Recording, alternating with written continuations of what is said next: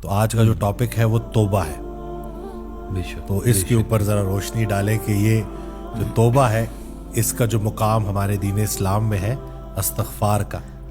تو اس کو ٹھیک ہے وہ دین کے حوالے سے تو ہم دیکھتے ہیں, گناہوں کے حوالے سے تو ہم دیکھتے ہیں, لیکن روز مرہ کی زندگی اس میں اس کا کیا امپیکٹ؟ اصل میں جی ڈاکٹر صاحب جو توبہ کی منزل ہے نا جی, یہ بڑے عروج کی منزل ہے. مطلب یہ چھوٹا مقام نہیں ہے توبہ کا.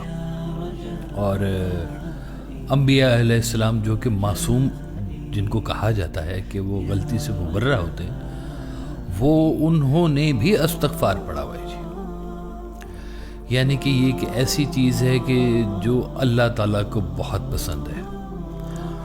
سرکار والے صاحب نے اس جگہ بھی فرمایا کہ اگر تمہیں اپنے لیے معافی چاہیے تو آج سب کو معاف کرو. سبحان اللہ. نہیں چاہیے تو نہ کرو, قابو کر لو. اور جو گناہ ہے, اصل میں جو توبہ ہے نا جی, یہ جرم اور گناہ یہ دو ایک علیحدہ علیحدہ چیزیں بتائی گئی ہیں. جرم کو جرم کے طور پہ ڈیل کریں, گناہ کو گناہ کے طور پہ ڈیل کریں. جرم بھی گناہ کے زمرے میں آتا ہے, لیکن جرم اصل میں کہا جاتا ہے جس کو آپ کی دنیا کے قوانین نے جرم کہا ہے. دنیا کے, کیونکہ دنیا میں صرف مذہب اسلام نہیں ہے اور بھی دیگر مذاہب بھی ہیں. تو یہ جتنے بھی مفکر دنیا کے بیٹھے انہوں نے کہا کہ یہ غلط چیز ہے, یہ صحیح چیز ہے, یہ جرم کہلائے گا, اور یہ جو انسانیت سے ریلیٹڈ ہیں. لیکن جو رب تعالیٰ کے ساتھ والی جو چیزیں ہیں وہ بھی گناہ کے زمرے میں آتی ہیں. اب دیکھیں اہل فکر جو بیٹھے نا, تو وہ اہل فکر زیادہ سے زیادہ اس دنیا کے حوالے سے بات کر سکتے ہیں کہ اخلاقیات بنائی جائیں. بہت اچھی بات ہے, اخلاقیات ہونی چاہیے, انسان کو ہمبل ہونا چاہیے, معاشرے میں خرابی پیدا نہیں ہونی چاہیے, کچھ اس طرح کی دیگر واقعات بھی ہیں. لیکن اخلاقیات میں نا الہیات جب تک نہیں ہوں گی ہمارا مذہب پورا نہیں ہوگا.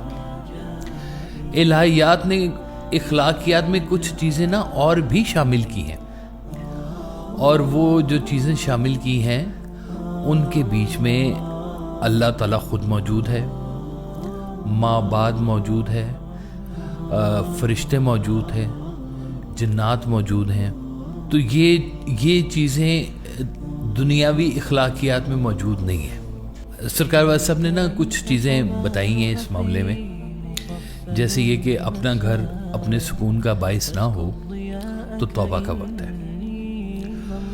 پھر آپ نے فرمایا کہ اگر آپ اپنی عقل اور فہم سے اپنے گھر کے حالات کو ٹھیک نہیں کر سکتے تو کم از کم اپنی دانشوری سے توبہ کر لو. اللہ اکبر. دانائی کے دعوے سے پھر باز آ جانا چاہیے. دانائی کے دعوے سے باز آ جاؤ کہ بھئی میں یا اللہ اپنی عقل فہم کے مطابق رکھنے کے باوجود بھی میں اپنے گھر کے ماحول کو, اپنے حالات کو صحیح نہیں کر پا رہا, تو مجھے میری عقل سے بھی بچا لے. میں توبہ کرنا ہوں اپنی عقل سے بھی کہ میری عقل ہی میرے کام نہیں آ رہی. وہ کہتے ہیں نا, ایک پنجابی کی مثال ہے کہ جدے گھر نے دانے اودے کملے بھی سیانے, کہ جس کے گھر میں جو ہے نا وہ گندم پڑی ہوئی ہوتی ہے, اس کے جو بیوقوف ہیں وہ بھی سیانے کہلاتے ہیں کہ گھر میں اناج پڑا ہوا ہے نہیں.